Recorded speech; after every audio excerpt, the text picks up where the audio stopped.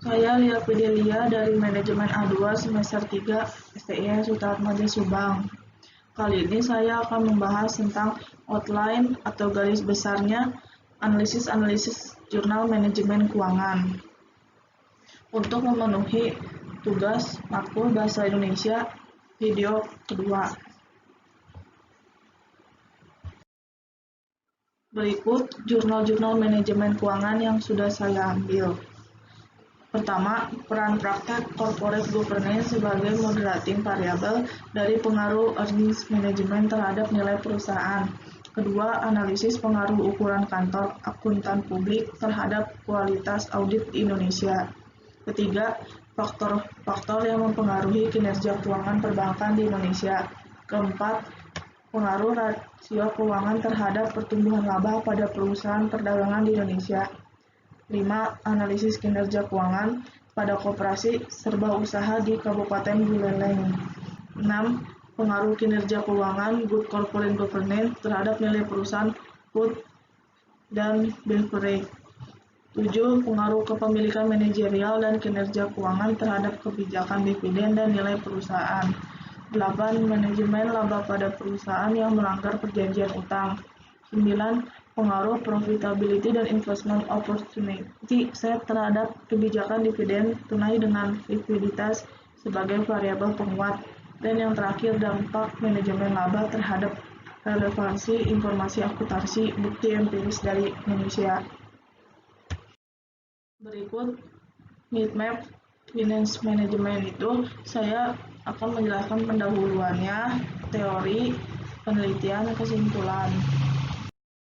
Jurnal pertama, peran praktek corporate governance sebagai moderating variabel dari pengaruh earnings management terhadap nilai perusahaan. Salah satu cara yang dilakukan manajemen dalam proses penyusunan laporan keuangan yang dapat mempengaruhi tingkat laba yang ditampilkan adalah earnings management yang diharapkan dapat meningkatkan nilai perusahaan pada saat tertentu. Tujuannya adalah untuk meningkatkan kesejahteraan pihak tertentu walaupun dalam jangka panjang tidak terdapat perbedaan laba kumulatif perusahaan dengan laba yang diidentifikasikan sebagai suatu keuntungan. Earnings management yang dilakukan manajemen perusahaan akan meningkatkan nilai perusahaan lalu kemudian akan turun. 2. Teori agensi. Perspektif teori agensi merupakan dasar yang digunakan untuk memahami isu corporate governance dan earnings management. Corporate governance yang merupakan konsep yang didasarkan pada teori keagenan diharapkan bisa berfungsi sebagai alat untuk memberikan keyakinan kepada investor bahwa mereka akan menerima return atas dana yang mereka investasikan.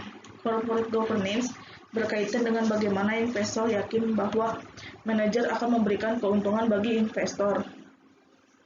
Yakin bahwa manajer tidak akan mencuri atau menggelapkan atau menginvestasikan ke dalam proyek-proyek yang tidak menguntungkan berkaitan dengan dana atau kapital yang telah ditanamkan oleh investor dan berkaitan dengan bagaimana para investor mengendalikan para manajer.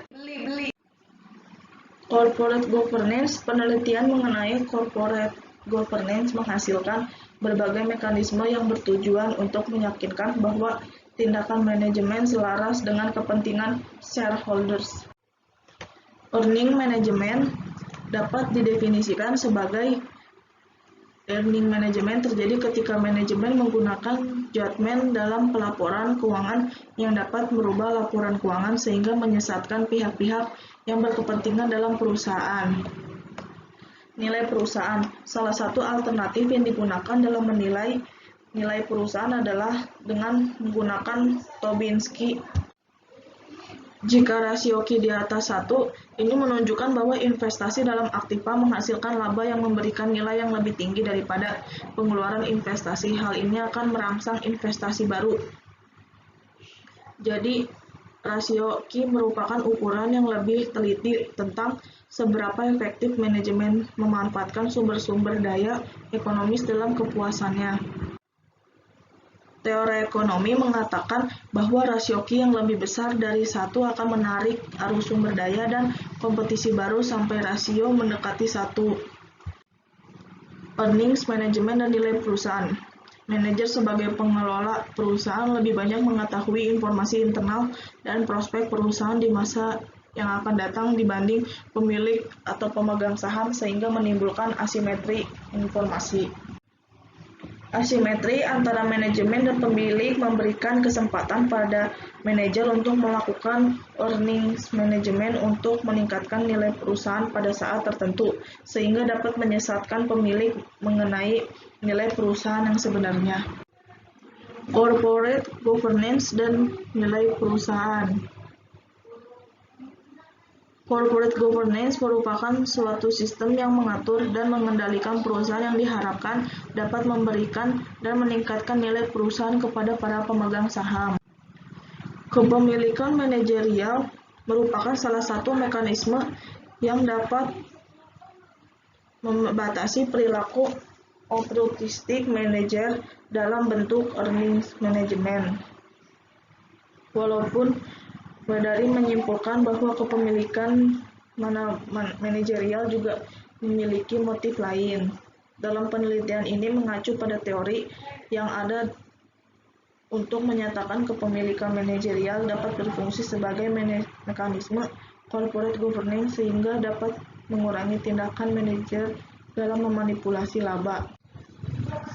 Kualitas audit berhubungan positif dengan kualitas earnings yang diukur dengan earnings response coefficient. Komisaris independen, penelitinya membuktikan bahwa besarnya discretionary actual lebih tinggi untuk perusahaan yang memiliki komite audit yang terdiri dari sedikit komisaris independen dibandingkan perusahaan yang mempunyai komite audit yang terdiri banyak komisaris independen. Perusahaan yang menyelenggarakan sistem corporate governance diyakini akan membatasi pengelolaan laba yang oportunis. Oleh sebab itu, semakin tinggi kualitas audit, semakin tinggi proporsi komisaris independen. Kepemilikan manajerial, semakin kecil kemungkinan earnings management dilakukan. Hubungan negatif antara corporate governance dan earning management ini dapat memperlemah pengaruh antara earnings management dan nilai perusahaan. Lanjut ke jurnal kedua, yaitu analisis pengaruh ukuran kantor akuntan publik terhadap kualitas audit di Indonesia. Penelitian ini mencoba mengkaji pengaruh ukuran kantor akuntan publik terhadap kualitas audit. Apakah dengan ukuran kantor akuntan publik yang lebih besar akan menghasilkan kualitas audit yang lebih banyak dibandingkan kualitas audit yang dihasilkan dari kantor akuntan publik yang lebih kecil. Dengan melakukan pengujian untuk semua sampel yang diaudit KAP besar dan kecil, serta menguji untuk subsampel perusahaan yang diaudit KAP besar dan yang diaudit KAP kecil. Penelitian ini didasarkan pada penerbitan laporan audit going concern memang dipengaruhi oleh kemampuan auditor dalam membaca kondisi perusahaan pada saat sekarang maupun untuk masa yang akan datang. Kemampuan auditor tersebut akan terarah mengikuti bertambahnya pengalaman melakukan audit. Hal itulah yang membuat anggapan KAP besar akan lebih banyak menerbitkan laporan audit going concern dibandingkan KAP kecil. Pengembangan hipotesis proses audit yang berkualitas sangatlah penting untuk menghasilkan informasi akuntansi yang berkualitas yang sangat relevan bagi para pengguna laporan keuangan. Laporan audit going concern memberikan informasi mengenai keadaan keuangan perusahaan di masa yang akan datang, akan terus berlanjut atau terdeteksi akan mengalami kebangkrutan. Penerbitan laporan audit going concern sangat tidak diharapkan oleh manajemen karena dapat menyebabkan ketidakpercayaan para pengguna laporan terhadap manajemen perusahaan yang pada akhirnya mengantarkan perusahaan ke gerbang kebangkrutan yang sesungguhnya. Jurnal selanjutnya adalah faktor-faktor yang mempengaruhi kinerja keuangan perbankan di Indonesia. faktor penting di industri perbankan yang dalam kegiatannya mengandalkan modal dari investor. Oleh karena itulah, perusahaan perbankan harus dapat menjaga kesehatan keuangan atau likuiditasnya yang dapat mempengaruhi kinerja keuangan. Salah satu cara yang diambil perusahaan perbankan untuk memenuhi kebutuhan dana untuk mengembangkan dan agar tetap dapat bersaing adalah penjualan saham perusahaan kepada masyarakat melalui pasar modal. Dalam tinjauan pustaka dalam menetapkan struktur modal perbankan, banyak faktor internal dan eksternal dalam perubahan keuangan bank yang berpengaruh terhadap kinerja perbankan. Di antaranya adalah ukuran bank berpengaruh signifikan terhadap kinerja perbankan. Permodalan berpengaruh signifikan terhadap kinerja perbankan. Efisiensi berpengaruh signifikan terhadap kinerja perbankan. Privatisasi berpengaruh signifikan terhadap kinerja perbankan. Listen berpengaruh signifikan terhadap kinerja perbankan. Risiko berpengaruh signifikan terhadap kinerja perbankan. Dan yang terakhir, inflasi berpengaruh signifikan terhadap kinerja perbankan. Selanjutnya, jurnal pengaruh rasio keuangan terhadap pertumbuhan laba pada perusahaan perdagangan di Indonesia. Ada pendahuluan dan landasan teori. Pendahuluan. Setiap perusahaan senantiasa menginginkan usahanya berkembang. Perkembangan tersebut akan terjadi apabila didukung oleh adanya kemampuan manajemen dalam menetapkan kebijaksanaan dalam merencanakan, mendapatkan, dan memanfaatkan dana-dana untuk memaksimumkan nilai-nilai perusahaan. Landasan teori. Pertama, pertumbuhan laba. Tujuan utama perusahaan adalah memaksimalkan laba. Pengertian laba sendiri merupakan perbedaan antara pendapatan yang direalisasikan yang timbul dari transaksi selama satu periode dengan biaya yang berkaitan dengan pendapatan tersebut. Laba merupakan ringkasan hasil aktivitas operasi usaha yang dinyatakan dalam istilah keuangan. Laba mencerminkan pengembalian kepada pemegang ekuitas untuk periode bersangkutan, sementara pos-pos dalam laporan merinci bagaimana laba didapat. Ukuran yang sering kali dipakai untuk menentukan sukses tidaknya manajemen perusahaan adalah laba yang diperoleh perusahaan. Berhasil atau tidaknya suatu perusahaan pada umumnya ditandai dengan kemampuan manajemen dalam melihat kemungkinan dan kesempatan di masa yang akan datang, baik jangka panjang maupun jangka pendek. Kedua, total asset turnover. Rasio keuangan merupakan alat analisis keuangan yang paling sering digunakan. Rasio keuangan menghubungkan berbagai perkiraan yang dapat para laporan keuangan sehingga kondisi keuangan dan hasil operasi suatu perusahaan dapat diinterpretasikan. Rumus untuk menghitung total asset turnover yang benar adalah total asset turnover sama dengan penjualan bersih dibagi total aktiva. Faktor-faktor yang mempengaruhi total asset turnover yang biasanya digunakan untuk mengukur seberapa efektivitasnya pemakaian aktiva dapat menghasilkan penjualan. Total aset turnover yang rendah dapat diartikan bahwa penjualan bersih perusahaan lebih kecil daripada operating aset perusahaan. Yang ketiga, fixed asset turnover. Rasio ini pada dasarnya tidak berbeda dengan total asset turnover, yaitu untuk mengukur efektivitas pengelolaan aktiva tetap oleh manajemen. Rumus yang dapat digunakan adalah fixed asset turnover sama dengan penjualan atau sales dibagi total aktiva tetap. Fixed asset turnover ini menunjukkan kemampuan perusahaan dalam mengelola seluruh aktiva tetap bersih untuk menghasilkan penjualan. Fixed asset turnover ini mengukur efektivitas penggunaan dana yang tertanam pada harta tetap seperti pabrik dan peralatan. Yang keempat, inventory turnover. Perputaran persediaan merupakan rasio yang digunakan untuk mengukur berapa kali dana yang ditanam dalam persediaan atau inventory ini berputar dalam suatu periode. Ini menunjukkan berapa kali jumlah barang persediaan diganti dalam setahun. Inventory turnover ini berbanding antara harga pokok penjualan dengan persediaan rata-rata. Rumus yang dapat digunakan adalah inventory turnover sama dengan penjualan dibagi persediaan. Yang kelima, current ratio. Rasio lancar merupakan ukuran yang paling umum digunakan untuk mengetahui kesanggupan memenuhi kewajiban jangka pendek. Oleh karena itu, rasio tersebut menunjukkan seberapa jauh tuntutan dari kreditor jangka pendek dipenuhi oleh aktiva yang diperkirakan menjadi uang tunai dalam periode yang sama dengan jatuh tempo utang. Dalam penelitian ini, rasio likuiditas diproyeksikan dengan current ratio karena digunakan untuk mengukur risiko likuiditas jangka pendek. Rumus yang dapat dipakai adalah rasio lancar atau current ratio sama dengan aktiva lancar dibagi hutang lancar.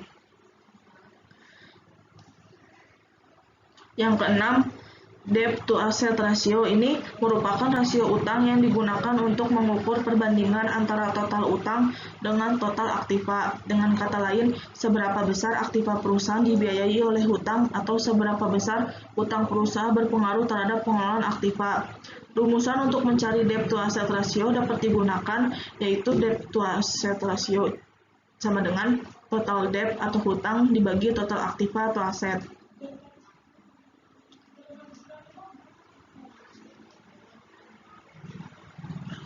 Yang ketujuh, debt to equity ratio ini merupakan rasio yang membandingkan utang perusahaan dengan total ekuitas. Debt to equity ratio ini merupakan financial leverage yang dipertimbangkan sebagai variabel keuangan karena secara teoritis menunjukkan rasio suatu perusahaan sehingga berdampak pada ketidakpastian harga saham. Debt to equity ratio ini merupakan rasio yang digunakan untuk menilai utang dan ekuitas. Rumus yang dapat dipakai adalah debt to equity ratio sama dengan total kewajiban atau hutang dibagi total ekuitas atau equity. Ini besar kecilnya rasio debt to equity ratio akan mempengaruhi tingkat pencapaian laba perusahaan. Semakin tinggi debt to equity ratio menunjukkan semakin besar beban perusahaan terhadap pihak luar. Hal ini sangat kemungkinan menurunkan kinerja perusahaan karena tingkat ketergantungan dengan pihak luar semakin tinggi. Terakhir, hipotesis.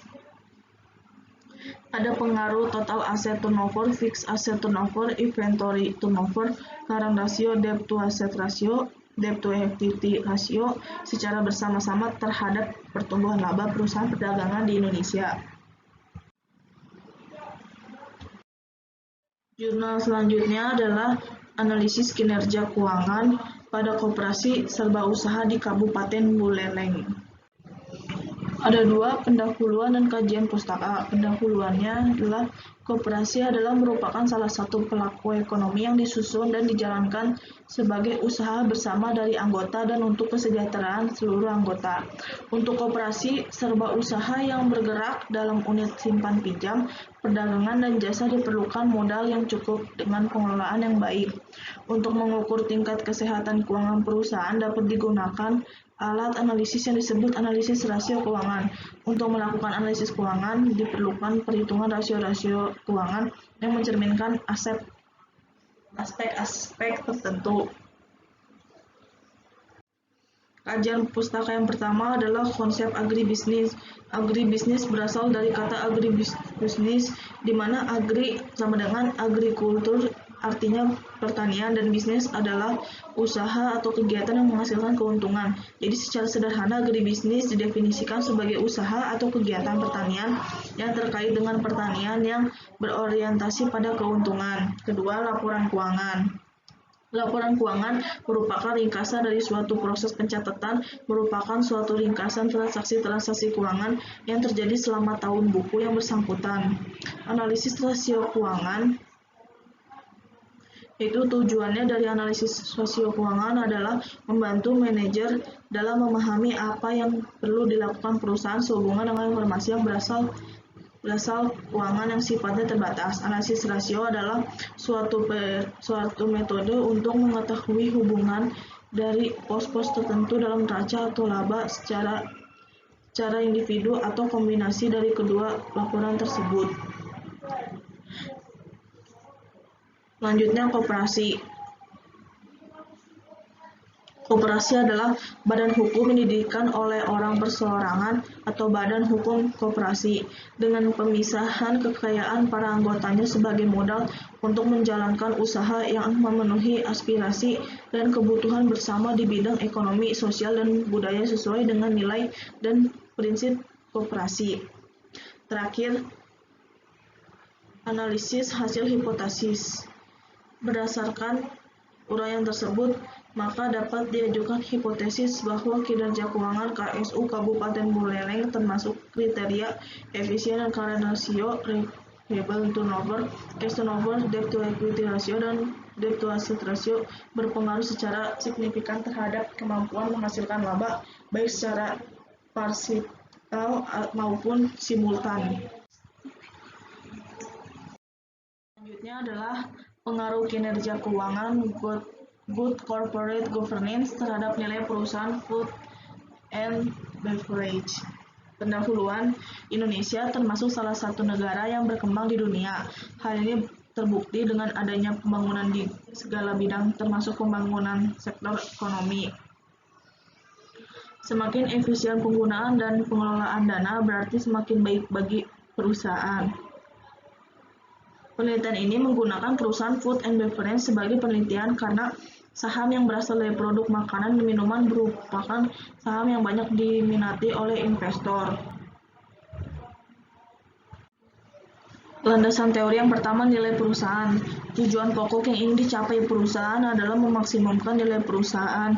Tujuan tersebut dipergunakan karena dengan memaksimumkan nilai perusahaan, maka pemilik perusahaan akan menjadi lebih makmur dan menjadi semakin jaya. Nilai perusahaan sangat penting karena dengan nilai perusahaan yang tinggi akan diikuti oleh tingginya kemakmuran pemegang saham. Kedua, kinerja keuangan. Kinerja keuangan merupakan salah satu faktor yang menunjukkan efisien dan efektivitas suatu organisasi dalam rangka mencapai tujuan. Yang ketiga, good corporate governance. Konsep good corporate governance adalah konsep yang sudah di saatnya diimplementasikan dalam perusahaan-perusahaan yang ada di Indonesia karena melalui konsep yang menyangkut struktur perseroan yang terdiri dari unsur-unsur RUFPS, direksi, dan komisaris dapat berjalin hubungan dan mekanisme kerja, pembagian tugas, kewenangan, dan tanggung jawab yang harmonis, bisa secara intern maupun ekstern, dengan tujuan meningkatkan nilai perusahaan demi kepentingan shareholders dan stakeholders. Yang keempat, prinsip-prinsip dalam good corporate governance itu harus mencerminkan transparansi, kemandirian, akuntabilitas, pertanggungjawaban, kewajaran. Untuk mewujudkan terciptanya good corporate governance, prinsip-prinsip tersebut harus dapat dicapai oleh perusahaan dengan adanya kerjasama yang baik dari berbagai pihak, baik di dalam maupun luar perusahaan, sesuai dengan standar dan peraturan yang berlaku untuk dapat memberikan manfaat kepada kondisi keuangan perusahaan. Faktor penerapan good corporate ini ada dua faktor yang memegang peranan, faktor eksternal dan internal. Faktor eksternal yaitu beberapa faktor yang berasal dari luar perusahaan yang sangat mempengaruhi keberhasilan penerapan good corporate governance. Sedangkan faktor internal adalah pendorong keberhasilan pelaksanaan praktek good corporate governance ini yang berasal dari dalam perusahaan. Selanjutnya, kepemilikan manajerial. Kepemilikan manajerial bisa diukur dari jumlah presentasi saham yang dimiliki manajemen. Kepemilikan manajerial cukup kuat dalam melaksanakan good corporate governance karena berperan penting dalam penerapan good corporate governance dengan prinsip-prinsip yang sudah ada. Dan yang terakhir, teori agensi. Teori keagenan atau agensi teori memunculkan argumentasi terhadap adanya konflik antara pemilik, yaitu pemegang saham, dengan para manajer. Konflik tersebut muncul sebagai akibat perbedaan kepentingan di antara kedua belah pihak. Hubungan keagenan dapat menimbulkan masalah pada saat pihak-pihak yang bersangkutan mempunyai tujuan yang berbeda.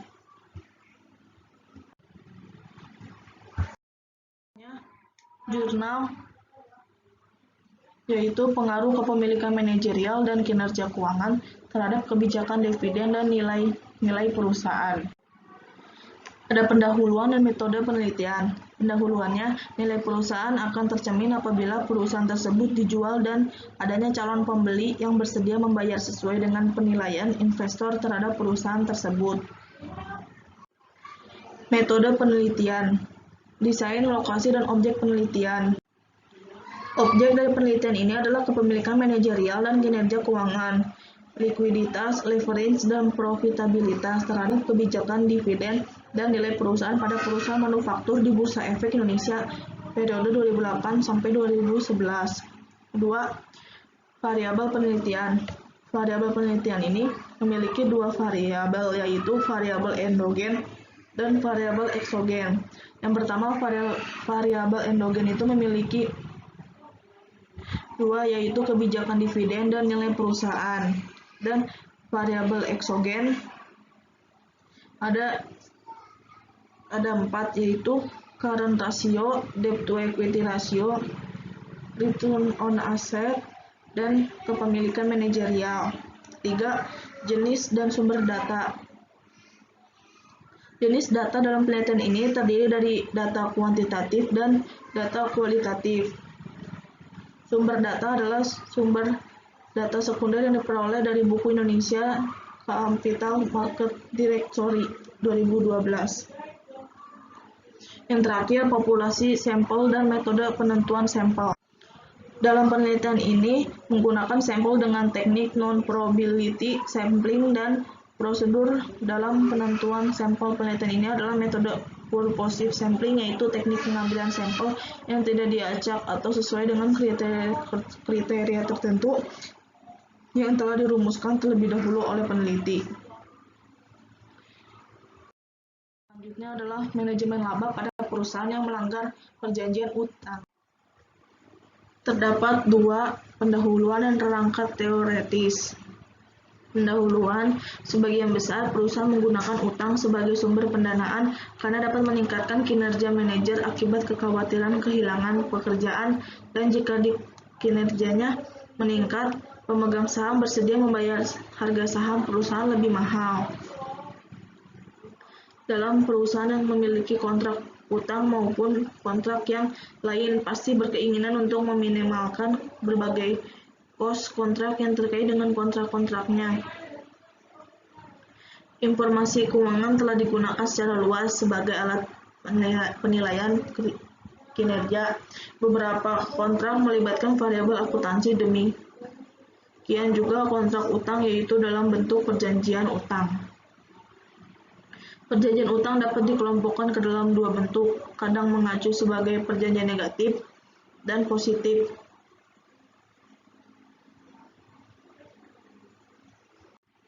Penelitian ini berbeda dengan penelitian sebelumnya yang ada di Indonesia.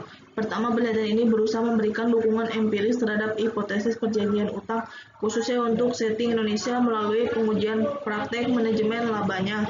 Kedua, penelitian ini menggunakan sampel perusahaan yang mengalami pelanggaran perjanjian utang. Ketiga, penelitian ini menggunakan perjanjian utang privat. Perjanjian dalam persetujuan utang privat lebih mungkin mempengaruhi keputusan pelaporan keuangan manajer. Rangka teoretis. Penelitian menduga bahwa manajemen perusahaan yang melanggar perjanjian utang akan lebih berusaha untuk menunjukkan kinerja perusahaan yang lebih banyak supaya tidak berlanjut pada pelanggaran yang lebih berat, sehingga manajemen perusahaan tersebut kemungkinan besar akan melakukan manajemen laba lebih besar daripada perusahaan yang tidak melanggar perjanjian utang. Selanjutnya, jurnal pengaruh profitability dan investment opportunity set terhadap kebijakan dividen tunai dengan likuiditas sebagai variabel penguat.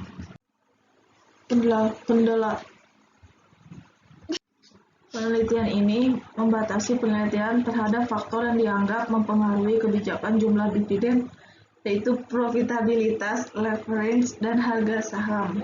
Penelitian ini mengambil sampel dari perusahaan yang terdaftar pada Bursa Efek.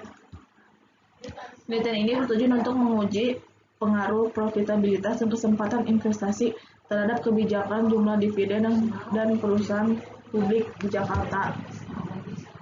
Penelitian ini bertujuan untuk mengetahui faktor yang menjadi pertimbangan dalam kebijakan manajemen tentang jumlah pembagian dividen pada perusahaan. Dividen sebagai pembagian laba kepada para pemegang saham perusahaan sebanding dengan jumlah saham yang dipegang oleh masing-masing pemilik.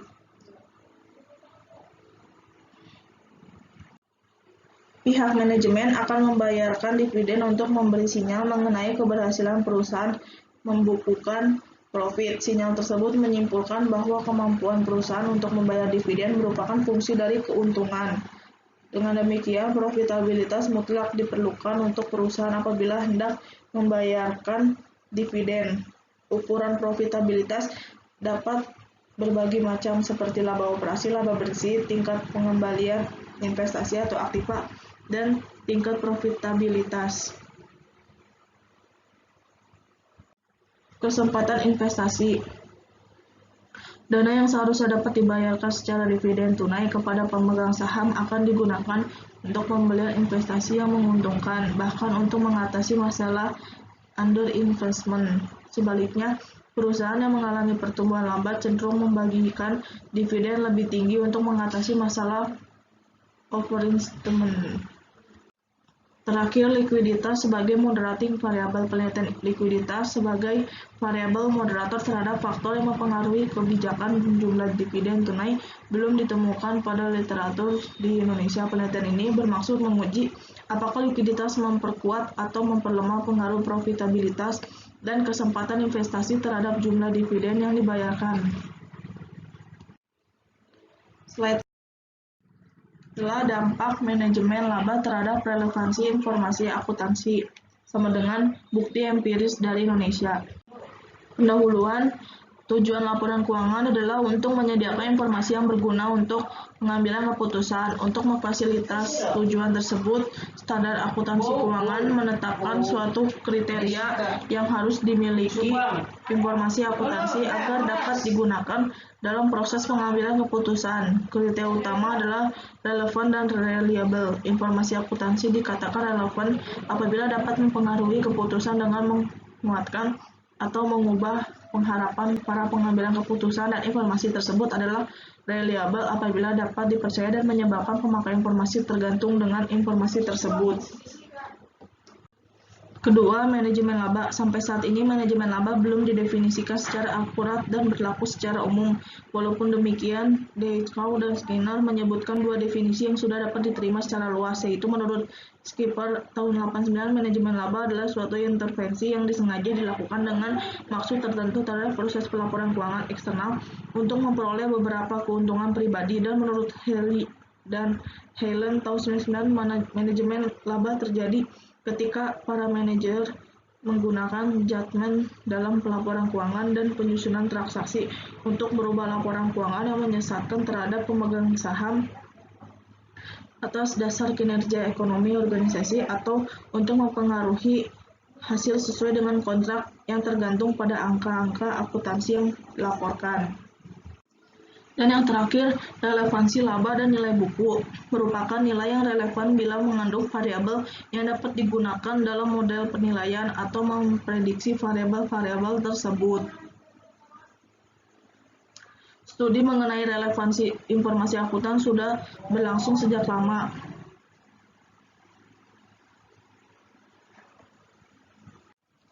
Dari hasil-hasil penelitian tersebut dapat diindikasikan bahwa laba dan nilai buku masih merupakan variabel penting dalam proses penilaian perusahaan. Oleh karena itu, rumusan hipotesis dalam penelitian ini, laba dan nilai buku memiliki nilai relevan. Relevansi nilai laba dan buku dapat menentukan nilai perusahaan ketika perusahaan memanajemen laba masih merupakan pertanyaan yang belum terjawab. Cukup sekian yang dapat saya bahas tentang mengenai outline atau garis besar jurnal-jurnal manajemen keuangan. Berikut terdapat perbandingan di dalam 10 jurnal tersebut, memiliki persamaan dan perbedaan. Persamaan dari ke-10 jurnal tersebut dapat dinyatakan bahwa setiap perusahaan memiliki kesamaan bagi kepentingan perusahaan, yaitu dalam mengelola keuangan dan membuat laporan keuangan dapat dengan menggunakan metode penelitian. Dan perbedaannya dari setiap jurnal di atas membuktikan bahwa memiliki perbedaan, yaitu setiap perusahaan berbeda dalam hal mempertimbangkan modal. Berikut yang dapat saya simpulkan secara keseluruhan, jurnal ini dapat pengelolaan yang harus diperhatikan adalah masalah keuangan yang penting bagi kelangsungan hidup perusahaan. Keuangan suatu perusahaan berkaitan dengan sumber dana dan penggunaannya. Perusahaan harus memperkuat faktor internal agar dapat tetap berkembang dan bertahan. Kinerja perusahaan yang meningkat akan berpengaruh terhadap nilai perusahaan yang akan semakin meningkat juga. Oleh karena itu, nilai perusahaan sangat penting karena tujuan yang ingin dicapai manajemen keuangan adalah memaksimalkan nilai perusahaan. Jika perusahaan berjalan dengan baik, maka nilai perusahaan yang meningkat dapat memaksimalisasi harga saham perusahaan yang mencerminkan keputusan investasi ataupun pembelanjaan. Semakin tinggi harga saham perusahaan, semakin tinggi pula nilai perusahaan tersebut. Sebaiknya semakin rendah harga saham, maka semakin rendah pula nilai perusahaan tersebut. Berikut penjelasan yang dapat saya sampaikan. Kurang lebihnya mohon dimaafkan. Terima kasih atas perhatiannya, saya ucapkan terima kasih.